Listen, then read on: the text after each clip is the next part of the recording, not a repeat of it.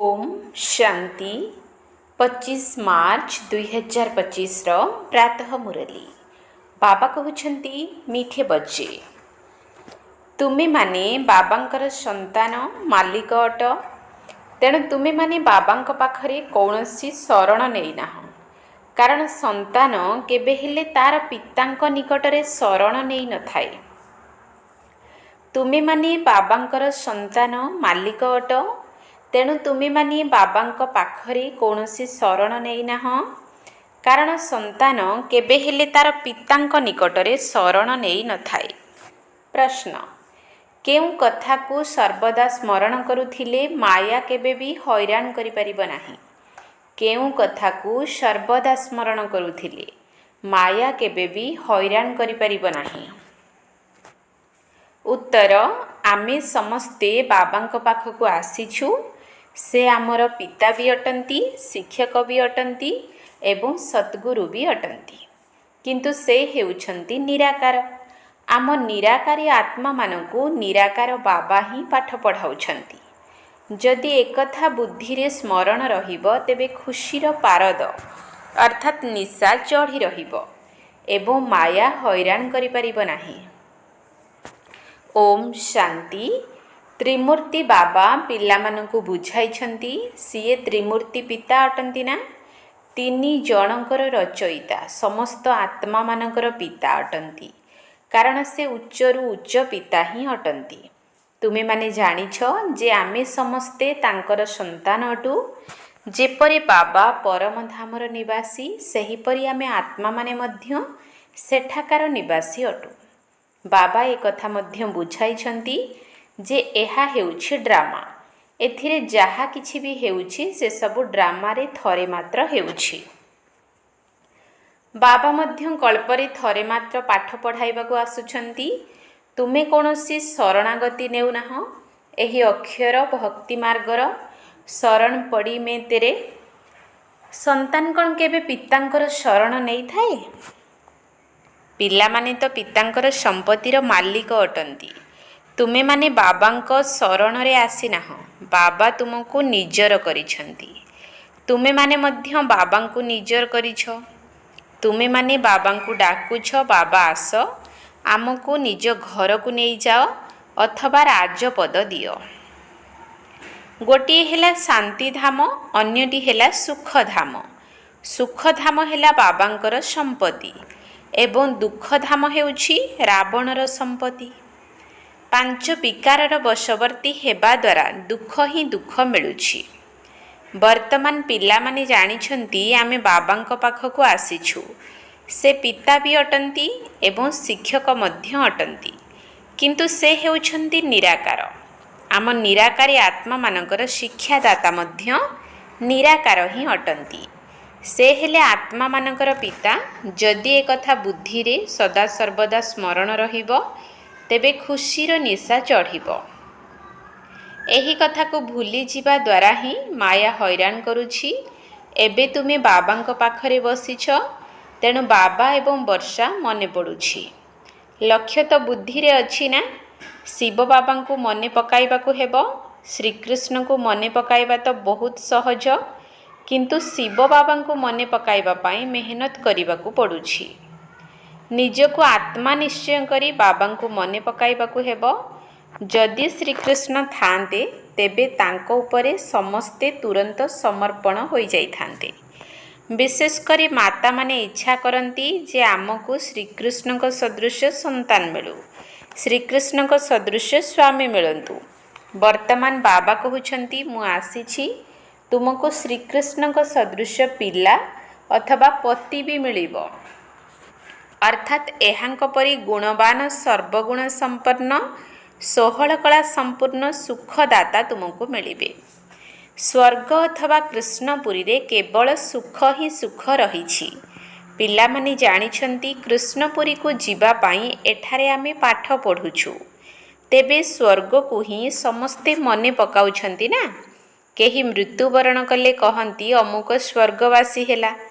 तेबे तो खुशी हेबा उचित, ताली बजाइबा उचित। नरकरु बाहरी स्वर्ग को गले यह तो बहुत भल हैला। ଯେତେବେଳେ କେହି କହୁଛନ୍ତି ଅମୁକ ସ୍ୱର୍ଗକୁ ଗଲା, ତେବେ କୁହ କେଉଁଠାରୁ ଗଲେ? ନିଶ୍ଚିତ ନର୍କରୁ ଗଲେ। ଇଏ ବହୁତ ଖୁସିର କଥା। ସମସ୍ତଙ୍କୁ ଡାକି ଟୋଲି ଖୁଆଇବା ଉଚିତ। କିନ୍ତୁ ଏସବୁ ହେଲା ବୁଦ୍ଧିର କଥା। ସେମାନେ ଏଭଳି କହିବେ ନାହିଁ ଯେ 21 ଜନ୍ମ ପାଇଁ ସ୍ୱର୍ଗକୁ ଗଲେ। କେବଳ କହିଦେଉଛନ୍ତି ସ୍ୱର୍ଗକୁ ଗଲା। ଆଚ୍ଛା, ପୁଣି ତାଙ୍କ ଆତ୍ମାକୁ ଏଠାକୁ କାହିଁକି ଡାକୁଛ? ନର୍କର ଭୋଜନ ଖୁଆଇବା ପାଇଁ? ନର୍କକୁ ତ ଡାକିବାର ଆବଶ୍ୟକତା ନାହିଁ। ଏକଥା ବାବା ଆସି ବୁଝାଉଛନ୍ତି। ଏସବୁ ହେଲା ଜ୍ଞାନଯୁକ୍ତ କଥା। ବାବାଙ୍କୁ ଡାକୁଛନ୍ତି, ଆମକୁ ପତିତରୁ ପବିତ୍ର କର। ତେବେ ନିଶ୍ଚିତ ପତିତ ଶରୀରକୁ ତ୍ୟାଗ କରିବାକୁ ପଡ଼ିବ। ସମୟ ଆସିବ, ସମସ୍ତେ ମୃତ୍ୟୁ ମୁଖରେ ପଡ଼ିବେ। ସେତେବେଳେ ପୁଣି କିଏ କାହା ପାଇଁ କାନ୍ଦିବ? ଏବେ ତୁମେ ଜାଣୁଛ ଆମେ ଏହି ଶରୀରକୁ ତ୍ୟାଗ କରି ନିଜ ଘରକୁ ଫେରିଯିବୁ। ବର୍ତ୍ତମାନ ଏହି ଅଭ୍ୟାସ କରୁଛୁ ଯେ କିପରି ଏହି ଶରୀରକୁ ତ୍ୟାଗ କରିବୁ। ଏଭଳି ପୁରୁଷାର୍ଥ ଦୁନିଆରେ ଆଉ କେହି କରୁଥିବେ? ଏହା ଆମର ପୁରୁଣା ଶରୀର। ତୁମମାନଙ୍କ ପାଖରେ ଏବେ ଏହି ଜ୍ଞାନ ରହିଛି। ବାବା ମଧ୍ୟ କହୁଛନ୍ତି, ମୁଁ ପୁରୁଣା ଜୋତାକୁ ଧାରରେ ନେଉଛି। ଡ୍ରାମାରେ ଏହି ରଥ ହିଁ ନିମିତ୍ତ ହୋଇଛନ୍ତି। ଏହା କେବେ ବି ବଦଳି ପାରିବ ନାହିଁ। ଏହାଙ୍କୁ ପୁଣି ତୁମେ 5000 ବର୍ଷ ପରେ ଦେଖିବ। ଡ୍ରାମାର ରହସ୍ୟକୁ ବୁଝିଗଲ ନା? ବାବାଙ୍କ ବିନା ଆଉ କାହା ପାଖରେ ଏହି ଶକ୍ତି ନାହିଁ ଯିଏକି ଏହାକୁ ବୁଝାଇ ପାରିବେ। ଏହି ପାଠଶାଳା ବହୁତ ବିଚିତ୍ର। ଏଠାରେ ବୁଢ଼ା ମଧ୍ୟ କହୁଛନ୍ତି, ଆମେ ଯାଉଛୁ ଭଗବାନଙ୍କ ପାଠଶାଳାକୁ, ଭଗବାନ ଭଗବତୀ ହେବା ପାଇଁ। ଆରେ ବୁଢ଼ୀମାନେ କ'ଣ କେବେ ସ୍କୁଲରେ ପାଠ ପଢ଼ନ୍ତି? ତୁମକୁ ଯଦି କେହି ପଚାରୁଛନ୍ତି ତୁମେ କୁଆଡ଼େ ଯାଉଛ, ତେବେ କୁହ ଆମେ ଈଶ୍ୱରୀୟ ବିଶ୍ୱବିଦ୍ୟାଳୟକୁ ଯାଉଛୁ। ସେଠାରେ ଆମେ ରାଜଯୋଗ ଶିଖୁଛୁ। ଏଭଳି କଥା କୁହ ଯେମିତି ସେମାନେ ଚକିତ ହୋଇଯିବେ। ବୁଢ଼ାମାନେ ମଧ୍ୟ କହିବେ ଯେ ଆମେ ଭଗବାନଙ୍କର ପାଠଶାଳାକୁ ଯାଉଛୁ। ଏଠାରେ ଆଶ୍ଚର୍ଯ୍ୟର କଥା ହେଲା, ଆମେ ଭଗବାନଙ୍କ ପାଖକୁ ପାଠ ପଢ଼ିବାକୁ ଯାଉଛୁ। ଏପରି ଆଉ କେହି କହିପାରିବେ ନାହିଁ। କହିବେ ନିରାକାର ଭଗବାନ ପୁଣି କେଉଁଠୁ ଆସିଲେ? କାହିଁକି ନା ସେମାନେ ତ ଭାବୁଛନ୍ତି ଭଗବାନ ନାମ ରୂପରୁ ଅଲଗା ଅଟନ୍ତି। ଏବେ ତୁମେମାନେ ଜାଣୁଛ, ତେଣୁ କହୁଛ। ପ୍ରତ୍ୟେକ ମୂର୍ତ୍ତିର କର୍ତ୍ତବ୍ୟକୁ ତୁମେ ଜାଣୁଛ। ବୁଦ୍ଧିରେ ଏକଥା ନିଶ୍ଚୟ ରହିଛି ଯେ ଉଚ୍ଚରୁ ଉଚ୍ଚ ହେଲେ ଶିବ ବାବା, ଯାହାଙ୍କର ଆମେ ସନ୍ତାନ ଅଟୁ। ଆଚ୍ଛା, ପୁଣି ସୂକ୍ଷ୍ମ ଲୋକ ନିବାସୀ ବ୍ରହ୍ମା, ବିଷ୍ଣୁ, ଶଙ୍କର, ତୁମେ କେବଳ କଥାକୁ ମାତ୍ର କହୁନାହଁ। ତୁମେ ତ ଭଲ ଭାବରେ ଜାଣିଛ ଯେ ବ୍ରହ୍ମାଙ୍କ ଦ୍ୱାରା ସ୍ଥାପନା ଶିବ ବାବା କିପରି କରୁଛନ୍ତି। ତୁମ ବ୍ୟତୀତ ଅନ୍ୟ କେହି ବି ତାଙ୍କ ଜୀବନ କାହାଣୀ ବିଷୟରେ କହିପାରିବେ ନାହିଁ। ସେମାନେ ନିଜର ଜୀବନ କାହାଣୀକୁ ହିଁ ଜାଣିନାହାନ୍ତି। ତେବେ ଅନ୍ୟମାନଙ୍କର କିପରି ଜାଣିବେ? ତୁମେ ଏବେ ସବୁ କିଛି ଜାଣିଗଲଣି। ବାବା କହୁଛନ୍ତି, ମୁଁ ଯାହା ଜାଣିଛି ତାହା ତୁମମାନଙ୍କୁ ବୁଝାଉଛି। ବାବାଙ୍କ ବିନା ସ୍ୱର୍ଗର ରାଜତ୍ୱ କେହି ଦେଇପାରିବେ ନାହିଁ। ଏହି ଲକ୍ଷ୍ମୀ ନାରାୟଣ କୌଣସି ଲଢ଼େଇ କରି ଏହି ରାଜ୍ୟ ପାଇନାହାନ୍ତି। ସେଠାରେ କୌଣସି ଲଢ଼େଇ ହୁଏ ନାହିଁ। ଏଠାରେ ତ କେତେ ଲଢ଼େଇ ଝଗଡ଼ା କରୁଛନ୍ତି। କେତେ ଢେର ମନୁଷ୍ୟ ଅଛନ୍ତି। ଏବେ ତୁମ ସନ୍ତାନମାନଙ୍କର ମନରେ ଏହି କଥା ଆସିବା ଉଚିତ ଯେ ଆମେ ବାବାଙ୍କ ଠାରୁ ଦାଦାଙ୍କ ଦ୍ୱାରା ବର୍ଷା ପାଉଛୁ। ବାବା କହୁଛନ୍ତି, ମୋତେ ମନେ ପକାଅ। ଏପରି କହୁନାହାନ୍ତି ଯେ ଯାହାଙ୍କ ଶରୀରରେ ପ୍ରବେଶ କରିଛି ତାଙ୍କୁ ମଧ୍ୟ ମନେ ପକାଅ। ନା, କହୁଛନ୍ତି କେବଳ ମୋତେ ମନେ ପକାଅ। ସେହି ସନ୍ନ୍ୟାସୀମାନେ ତ ନିଜର ଫଟୋ ନାମ ସହିତ ଦେଇଥାନ୍ତି। ତେବେ ତୁମେମାନେ ଶିବ ବାବାଙ୍କର ଫଟୋ କିପରି ଉଠାଇବ? ବିନ୍ଦୁ ଉପରେ ନାମ କିପରି ଲେଖିବ? ବିନ୍ଦୁ ଉପରେ ଶିବ ବାବାଙ୍କର ନାମ ଲେଖିଲେ ବିନ୍ଦୁଠାରୁ ମଧ୍ୟ ନାମ ବଡ଼ ହୋଇଯିବ। ଏସବୁ ବୁଝିବାର କଥା ନା? ତେବେ ପିଲାମାନେ ବହୁତ ଖୁସି ହେବା ଉଚିତ ଯେ ଆମକୁ ଶିବ ବାବା ପାଠ ପଢ଼ାଉଛନ୍ତି। ଆତ୍ମା ପଢ଼ୁଛି ନା? ସଂସ୍କାର ଆତ୍ମା ହିଁ ନେଇଯାଇଥାଏ। ଏବେ ବାବା ଆତ୍ମାରେ ସଂସ୍କାର ଭରୁଛନ୍ତି। ସେ ପିତା ବି ଅଟନ୍ତି, ଶିକ୍ଷକ ବି ଅଟନ୍ତି ଓ ଗୁରୁ ମଧ୍ୟ ଅଟନ୍ତି। ବାବା ଯାହା ତୁମମାନଙ୍କୁ ଶିଖାଉଛନ୍ତି ତୁମେ ଅନ୍ୟମାନଙ୍କୁ ମଧ୍ୟ ଶିଖାଅ। ସୃଷ୍ଟିଚକ୍ରକୁ ସ୍ମରଣ କର ଏବଂ ଅନ୍ୟମାନଙ୍କୁ ମଧ୍ୟ ସ୍ମରଣ କରାଅ। ଯେଉଁ ଗୁଣ ତାଙ୍କ ପାଖରେ ଅଛି ତାହା ଏବେ ପିଲାମାନଙ୍କୁ ମଧ୍ୟ ଦେଉଛନ୍ତି। କହୁଛନ୍ତି ମୁଁ ଜ୍ଞାନର ସାଗର, ସୁଖର ସାଗର ଅଟେ। ତୁମକୁ ମଧ୍ୟ ଜ୍ଞାନର ସାଗର ଏବଂ ସୁଖର ସାଗର କରୁଛି। ତେଣୁ ତୁମେମାନେ ମଧ୍ୟ ସମସ୍ତଙ୍କୁ ସୁଖ ଦିଅ। ମନ, ବଚନ, କର୍ମରେ କାହାକୁ ବି ଦୁଃଖ ଦିଅ ନାହିଁ। ସମସ୍ତଙ୍କ କାନରେ ଏହି ମିଠା ମିଠା କଥା ଶୁଣାଅ କି ଶିବ ବାବାଙ୍କୁ ମନେ ପକାଅ, ତେବେ ବିକର୍ମ ବିନାଶ ହେବ। ସମସ୍ତଙ୍କୁ ଏହି ସନ୍ଦେଶ ଦେବାକୁ ହେବ ଯେ ବାବା ଆସିଛନ୍ତି। ତାଙ୍କଠାରୁ ଏହି ବର୍ଷା ନିଅ। ସମସ୍ତଙ୍କୁ ଏହି ସନ୍ଦେଶ ଦେବାକୁ ପଡ଼ିବ। ଶେଷରେ ଖବରକାଗଜରେ ମଧ୍ୟ ବାହାର କରିବେ। ଏକଥା ତ ଜାଣିଛ ଯେ ଅନ୍ତିମ ସମୟରେ ସମସ୍ତେ କହିବେ, ଓହୋ ପ୍ରଭୁ, ତୁମର ଲୀଳା, ଆପଣ ହିଁ ସମସ୍ତଙ୍କୁ ସଦ୍ଗତି ଦେଉଛନ୍ତି। ଦୁଃଖରୁ ମୁକ୍ତ କରି ସମସ୍ତଙ୍କୁ ଶାନ୍ତି ଧାମକୁ ନେଇଯାଉଛନ୍ତି। ଏହା ମଧ୍ୟ ଯାଦୁଗରୀ ଅଟେ ନା। ଦୁନିଆରେ ଅଳ୍ପ କାଳର ଯାଦୁଗରୀ ଦେଖାଇଥାନ୍ତି। ଇଏ ତ 21 ଜନ୍ମ ପାଇଁ ମନୁଷ୍ୟରୁ ଦେବତା କରୁଛନ୍ତି। ଏହି ମନ୍ମନାଭବର ଯାଦୁ ଦ୍ୱାରା ତୁମେ ଲକ୍ଷ୍ମୀ ନାରାୟଣ ହେଉଛ। ଯାଦୁଗର, ରତ୍ନାଗର ଏହି ସବୁ ନାମ ଶିବ ବାବାଙ୍କର, ବ୍ରହ୍ମାଙ୍କର ନୁହେଁ। ଏବେ ଏହି ବ୍ରାହ୍ମଣ ବ୍ରାହ୍ମଣୀମାନେ ସମସ୍ତେ ପାଠ ପଢ଼ୁଛନ୍ତି। ନିଜେ ପଢ଼ି ପୁଣି ଅନ୍ୟମାନଙ୍କୁ ମଧ୍ୟ ପଢ଼ାଉଛନ୍ତି। ବାବା ଜଣ ଜଣଙ୍କୁ ପଢ଼ାଉନାହାନ୍ତି, ସମସ୍ତଙ୍କୁ ଏକତ୍ର ପଢ଼ାଉଛନ୍ତି। ତୁମେ ପୁଣି ଅନ୍ୟମାନଙ୍କୁ ପଢ଼ାଉଛ। ବାବା ରାଜଯୋଗର ଶିକ୍ଷା ଦେଉଛନ୍ତି। ସେହି ବାବା ରଚୟିତା ଅଟନ୍ତି। କୃଷ୍ଣ ତ ରଚନା ଅଟନ୍ତି ନା। ବର୍ଷା ତ ରଚୟିତାଙ୍କ ଠାରୁ ମିଳିଥାଏ ନା କି ରଚନା ଠାରୁ। ଶ୍ରୀକୃଷ୍ଣଙ୍କ ଠାରୁ ବର୍ଷା ମିଳିନଥାଏ। ବିଷ୍ଣୁଙ୍କର 2 ରୂପ ଏହି ଲକ୍ଷ୍ମୀ ନାରାୟଣ ଅଟନ୍ତି। ଛୋଟ ବୟସରେ ରାଧାକୃଷ୍ଣ ଥିଲେ। ଏହି କଥାକୁ ମଧ୍ୟ ପକ୍କା ନିଶ୍ଚୟ କରିନିଅ। ବୁଢ଼ାମାନେ ମଧ୍ୟ ଯଦି ତୀବ୍ର ପୁରୁଷାର୍ଥ କରିବେ ତେବେ ଉଚ୍ଚ ପଦ ପାଇପାରିବେ।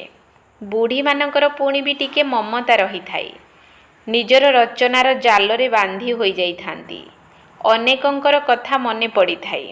ତାଙ୍କଠାରୁ ବୁଦ୍ଧିଯୁଗ ତୁଟାଇ ପୁଣି ଏକମାତ୍ର ବାବାଙ୍କ ସହିତ ଯୋଡ଼ିବା, ଏଥିରେ ହିଁ ମେହନତ କରିବାକୁ ପଡ଼ିଥାଏ। ତେଣୁ ବଞ୍ଚିଥାଉ ଥାଉ ମରିବାକୁ ହେବ। ବୁଦ୍ଧିରେ ଗୋଟିଏ ଥର ତୀର ଲାଗିଗଲା ତ ବାସ୍, ପୁଣି କାଇଦାର ସହିତ ଚାଲିବାକୁ ହୁଏ।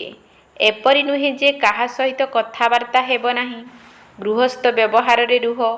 ସମସ୍ତଙ୍କ ସହିତ କଥାବାର୍ତ୍ତା କର। ତାଙ୍କ ସହିତ ମଧ୍ୟ ସମ୍ପର୍କ ରଖ। ବାବା କହୁଛନ୍ତି ଚ୍ୟାରିଟି ବିଗିନ୍ସ ଆଟ୍ ହୋମ୍। ଯଦି ସମ୍ପର୍କ ହିଁ ରଖିବ ନାହିଁ ତେବେ ତାଙ୍କର ଉଦ୍ଧାର କିପରି କରିବ? ଉଭୟ ଲୌକିକ ପରିବାର ଏବଂ ବାବାଙ୍କ ସହିତ ସମ୍ପର୍କ ରଖିବାକୁ ପଡ଼ିବ। ବାବାଙ୍କୁ ପଚାରୁଛନ୍ତି ବିବାହ ଆଦିକୁ ଯିବୁ? ବାବା କହୁଛନ୍ତି କାହିଁକି ନ ଯିବ?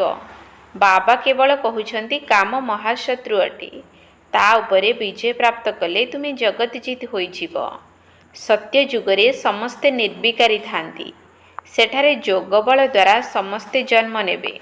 ସେଥିପାଇଁ ବାବା କହୁଛନ୍ତି ନିର୍ବିକାରୀ ହୁଅ। ପ୍ରଥମତଃ ଏହି କଥା ଉପରେ ପକ୍କା ନିଶ୍ଚୟ କର ଯେ ଆମେ ଶିବ ବାବାଙ୍କ ପାଖରେ ବସିଛୁ। ଶିବ ବାବା ଆମକୁ 84 ଜନ୍ମର କାହାଣୀ ଶୁଣାଉଛନ୍ତି। ଏହି ସୃଷ୍ଟିଚକ୍ର ଘୂରି ଚାଲିଛି। ପ୍ରଥମେ ପ୍ରଥମେ ସତୋପ୍ରଧାନ ଦେବୀ ଦେବତାମାନେ ଆସୁଛନ୍ତି, ପୁଣି ପୁନର୍ଜନ୍ମ ନେଇ ନେଇ ତମଃ ପ୍ରଧାନ ହୋଇଯାଉଛନ୍ତି। ଦୁନିଆ ମଧ୍ୟ ପୁରୁଣା ପତିତ ହୋଇଯାଇଥାଏ। ତେବେ ଆତ୍ମା ହିଁ ପତିତ ଅଟେ ନା। ଏଠାକାର କୌଣସି ବି ଜିନିଷରେ ଶକ୍ତି ନାହିଁ। କେଉଁଠି ସତ୍ୟଯୁଗର ଫଳ ଫୁଲ ଏବଂ କେଉଁଠି ଏଠାକାର। ସେଠାରେ କେବେ ଖଟା ବାସି ଜିନିଷ ରହିବ ନାହିଁ। ତୁମେମାନେ ସେଠାକାର ସାକ୍ଷାତକାର ମଧ୍ୟ କରି ଆସୁଛ। ତୁମର ଇଚ୍ଛା ହେଉଛି ଏହି ଫଳ ଫୁଲ ଆଦି ନେଇଯିବୁ, କିନ୍ତୁ ଏଠାକୁ ଆସିବା ବେଳକୁ ସବୁ ଉଭେଇ ଯାଉଛି। ଏହିସବୁ ସାକ୍ଷାତକାର କରାଇ ବାବା ପିଲାମାନଙ୍କୁ ଖୁସି କରାଇ ଦେଉଛନ୍ତି। ଇଏ ହେଉଛନ୍ତି ଆତ୍ମିକ ପିତା, ଯିଏ ତୁମମାନଙ୍କୁ ପାଠ ପଢ଼ାଉଛନ୍ତି। ଏହି ଶରୀର ଦ୍ୱାରା ଆତ୍ମା ପଢ଼ୁଛି ନା କି ଶରୀର? ଆତ୍ମାରେ ଶୁଦ୍ଧ ଅଭିମାନ ରହିଛି ଯେ ମୁଁ ମଧ୍ୟ ଏହି ବର୍ଷା ନେଉଛି, ସ୍ୱର୍ଗର ମାଲିକ ହେଉଛି। ସ୍ୱର୍ଗକୁ ତ ସମସ୍ତେ ଯିବେ, କିନ୍ତୁ ସମସ୍ତଙ୍କର ନାମ ତ ଲକ୍ଷ୍ମୀ ନାରାୟଣ ହେବ ନାହିଁ। ଆତ୍ମା ହିଁ ସମ୍ପତ୍ତି ପାଉଛି। ବାବାଙ୍କ ବିନା ଆଉ କେହି ଏ ଜ୍ଞାନ ଦେଇପାରିବେ ନାହିଁ। ଏହା ତ ବିଶ୍ୱବିଦ୍ୟାଳୟ ଅଟେ। ଏଠାରେ ଛୋଟ ପିଲା ଯବାନ ସମସ୍ତେ ପାଠ ପଢ଼ୁଛନ୍ତି। ଏପରି କଲେଜ କେବେ ଦେଖିଛ? ସେମାନେ ମନୁଷ୍ୟରୁ ବାରିଷ୍ଟର ଡାକ୍ତର ଆଦି ହେଉଛନ୍ତି। ଏଠାରେ ତୁମେ ମନୁଷ୍ୟରୁ ଦେବତା ହେଉଛ। ତୁମେ ଜାଣିଛ ବାବା ଆମର ଶିକ୍ଷକ ଏବଂ ସଦ୍ଗୁରୁ ମଧ୍ୟ ଅଟନ୍ତି। ସେ ଆମକୁ ସାଥିରେ ନେଇଯିବେ। ପୁଣି ଆମେ ପାଠପଢ଼ା ଅନୁସାରେ ଯାଇ ସୁଖଧାମରେ ପଦ ପାଇବୁ। ବାବା ତ କେବେ ତୁମର ସତ୍ୟଯୁଗକୁ ଦେଖୁ ବି ନାହାନ୍ତି। ଶିବ ବାବା ପଚାରୁଛନ୍ତି, ମୁଁ ସତ୍ୟଯୁଗ ଦେଖିଛି? ଦେଖିବା ତ ଶରୀର ଦ୍ୱାରା ହୋଇଥାଏ। ତାଙ୍କର ତ ନିଜର ଶରୀର ନାହିଁ। ତେବେ କିପରି ଦେଖିବେ? ଏଠାରେ ତୁମମାନଙ୍କ ସହିତ ଦେଖୁଛନ୍ତି, କଥାବାର୍ତ୍ତା ହେଉଛନ୍ତି। ଏହା ପୁରୁଣା ଦୁନିଆ ଅଟେ। ଶରୀର ବିନା ତ କିଛି ଦେଖିପାରିବେ ନାହିଁ। ବାବା କହୁଛନ୍ତି, ମୁଁ ପତିତ ଦୁନିଆ ପତିତ ଶରୀରରେ ଆସି ତୁମକୁ ପବିତ୍ର କରୁଛି। ମୁଁ ସ୍ୱର୍ଗକୁ ଦେଖୁ ବି ନାହିଁ। ଏପରି ନୁହେଁ ଯେ କାହାର ଶରୀରରେ ଲୁଚି ଦେଖି ଆସିବି। ନା, ସେଠାରେ ମୋର ପାଠ ହିଁ ନାହିଁ। ତୁମେ କେତେ ନୂଆ ନୂଆ କଥା ଶୁଣୁଛ। ତେଣୁ ଏବେ ଏହି ପୁରୁଣା ଦୁନିଆରେ ମନ ଲଗାଇବାର ନାହିଁ। ବାବା କହୁଛନ୍ତି, ଯେତେ ପବିତ୍ର ହେବ ସେତେ ଉଚ୍ଚ ପଦ ମିଳିବ। ଏସବୁ ଯୋଗ ବଳର ପ୍ରାପ୍ତି। ଯାତ୍ରା ସମୟରେ ମଧ୍ୟ ମନୁଷ୍ୟ ପବିତ୍ର ରହିଥାନ୍ତି। ପୁଣି ଯେବେ ଫେରିଥାନ୍ତି ତେବେ ପୁଣି ଅପବିତ୍ର ହୋଇଥାନ୍ତି। ତୁମ ପିଲାମାନଙ୍କୁ ବହୁତ ଖୁସି ହେବା ଉଚିତ। ଜାଣିଛ ଯେ ବେହଦର ବାବାଙ୍କ ଠାରୁ ଆମେ ବେହଦ ସ୍ୱର୍ଗର ବର୍ଷା ନେଉଛୁ। ତେଣୁ ତାଙ୍କ ଶ୍ରୀମତରେ ଚାଲିବାକୁ ହେବ। ବାବାଙ୍କ ସ୍ମୃତି ଦ୍ୱାରା ହିଁ ସତୋପ୍ରଧାନ ହେବାକୁ ପଡ଼ିବ। 63 ଜନ୍ମର କଳଙ୍କି ଆତ୍ମାରେ ଚଢ଼ି ରହିଛି। ତାକୁ ଏହି ଗୋଟିଏ ଜନ୍ମରେ ଭସ୍ମ କରିବାକୁ ହେବ। ଆଉ କୌଣସି ଅସୁବିଧା ନାହିଁ। ବିଷ ପିଇବାର କାମ ବିକାରର ଯେଉଁ ଭୋକ ରହିଛି ତାକୁ ଛାଡ଼ି ଦେବାକୁ ହେବ। ତାର ଖିଆଲ ମଧ୍ୟ କର ନାହିଁ। ବାବା କହୁଛନ୍ତି, ଏହି ବିକାର ଦ୍ୱାରା ହିଁ ତୁମେ ଜନ୍ମ ଜନ୍ମାନ୍ତର ଦୁଃଖୀ ହୋଇ ଆସିଛ। କୁମାରୀମାନଙ୍କ ପ୍ରତି ତ ବହୁତ ଦୟା ଆସୁଛି। ବାଇସ୍କୋପ ଦେଖିବା ଦ୍ୱାରା ହିଁ ଖରାପ ହୋଇଯାଉଛନ୍ତି। ଏହା ଦ୍ୱାରା ହିଁ ନର୍କକୁ ଚାଲି ଯାଉଛନ୍ତି।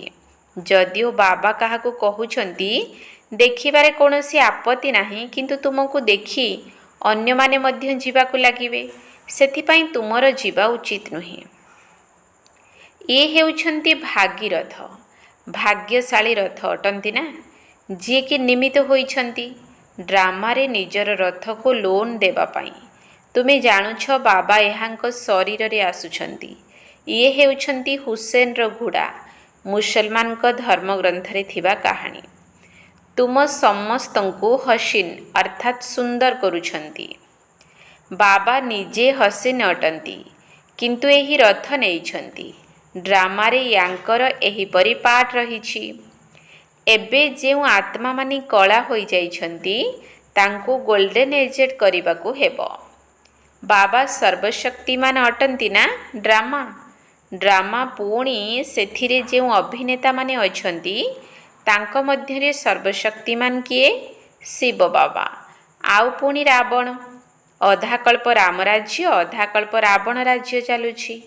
ବାରମ୍ବାର ବାବାଙ୍କୁ ଲେଖୁଛନ୍ତି କି ଆମେ ବାବାଙ୍କର ସ୍ମୃତି ଭୁଲି ଯାଉଛୁ, ଉଦାସ ହୋଇଯାଉଛୁ। ଆରେ ମୁଁ ତୁମକୁ ସ୍ୱର୍ଗର ମାଲିକ କରିବାକୁ ଆସିଛି, ତୁମେ ପୁଣି ଉଦାସ ହୋଇ କାହିଁକି ରହୁଛ? ତୁମମାନଙ୍କୁ ବହୁତ ମେହନତ କରିବାକୁ ହେବ, ପବିତ୍ର ହେବାକୁ ପଡ଼ିବ।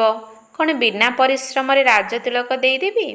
ଜ୍ଞାନ ଏବଂ ଯୋଗ ଦ୍ୱାରା ନିଜେ ହିଁ ନିଜକୁ ରାଜତିଳକ ଦେବାର ଯୋଗ୍ୟ କରିବାକୁ ହେବ। ବାବାଙ୍କୁ ସ୍ମରଣ କରିଲେ ତ ତୁମେ ସ୍ୱତଃ ତିଳକର ଯୋଗ୍ୟ ହୋଇଯିବ। ବୁଦ୍ଧିରେ ଅଛି ଯେ ଶିବ ବାବା ଆମର ମିଠା ବାବା, ଶିକ୍ଷକ, ସଦ୍ଗୁରୁ ଅଟନ୍ତି। ଆମକୁ ମଧ୍ୟ ବହୁତ ମିଠା କରୁଛନ୍ତି। ତୁମେ ଜାଣିଛ ଆମେ କୃଷ୍ଣପୁରୀକୁ ନିଶ୍ଚୟ ଯିବୁ। ପ୍ରତି 5000 ବର୍ଷ ପରେ ଭାରତ ସ୍ୱର୍ଗ ନିଶ୍ଚୟ ହେବ। ପୁଣି ନର୍କ ହୋଇଯାଇଥାଏ। ମନୁଷ୍ୟ ଭାବୁଛନ୍ତି ଯିଏ ଧନବାନ ଅଟନ୍ତି ତାଙ୍କ ପାଇଁ ଏହିଠାରେ ହିଁ ସ୍ୱର୍ଗ ଅଟେ। ଗରିବ ନର୍କରେ ଅଛନ୍ତି, କିନ୍ତୁ ବାସ୍ତବରେ ତାହା ସତ୍ୟ ନୁହେଁ। ଏହି ଦୁନିଆ ହିଁ ନର୍କ ଅଟେ। ଆଚ୍ଛା, ମିଠା ମିଠା ଶିକିଲଧେ ସନ୍ତାନମାନଙ୍କ ପ୍ରତି ମାତା ପିତା ବାପଦାଦାଙ୍କର ମଧୁର ସ୍ନେହ ସମ୍ପନ୍ନ ଶୁଭେଚ୍ଛା ଏବଂ ସୁପ୍ରଭାତ। ଆତ୍ମିକ ପିତାଙ୍କର ଆତ୍ମିକ ସନ୍ତାନମାନଙ୍କୁ ନମସ୍ତେ। आत्मिक संतान मानकर आत्मिक बाप दादांकु नमस्ते नमस्ते नमस्ते। सुप्रभात। धारणा पाई मुख्य सार। 1 नंबर पॉइंट, बायोस्कोप अर्थात सिनेमा ही नर्क को जीवार रास्ता अटे। सेथिपाई सिनेमा देखिबार नाही। जोगर यात्रा द्वारा पवित्र होई उच्च पद पाइबाकु हेबो। एही पुराणा दुनिया रे मन लगाइबार नाही। बायोस्कोप अर्थात सिनेमा ही नर्क को जीवार रास्ता अटे। सेथिपाई सिनेमा देखिबार नाही। जोगर यात्रा द्वारा पवित्र होई उच्च पद पाइबाकु हेबो। एही पुराणा दुनिया रे मन लगाइबार नाही।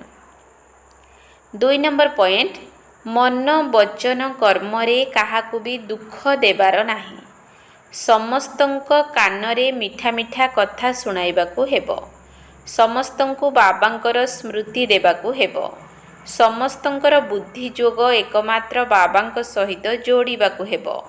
मन वचन कर्म रे काहाकु भी दुख देबार नाही। समस्तंक कानरे मिठा मिठा कथा सुनाइबाकु हेबो। समस्तंकु बाबांकर स्मृति देबाकु हेबो। समस्तंकर बुद्धि जोग एकमात्र बाबांक सहित जोड़िबाकु हेबो। वरदान, स्मृतिर स्विच ऑन करी गोटे सेकेंड रे अशरीरी स्थितिर अनुभव करुथिबा प्रीत बुद्धि हुओ। स्मृतिर स्विच ऑन करी गोटे सेकेंड रे अशरीरी स्थितिर अनुभव करुथिबा प्रीत बुद्धि हुओ।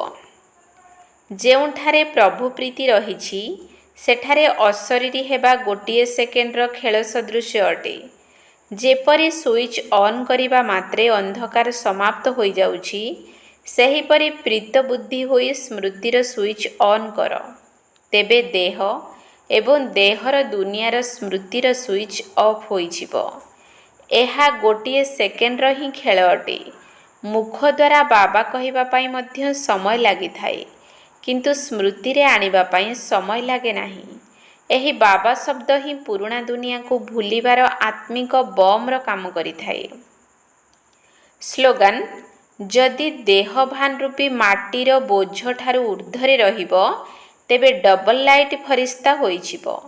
जदि देहभान रूपी माटीर बोझ ठारू ऊर्ध्वरे रहिबो तेबे डबल लाइट फरिश्ता होई जिवो। अव्यक्त इशारा, सत्यता एवं सभ्यता रूपी संस्कृति को अपनाओ। 25 नंबर पॉइंट, सत्यतार परीक्षा हेला संकल्प, वाणी, कर्म, संबंध, संपर्क सबुथिरे दिव्यतार अनुभूति हेबा।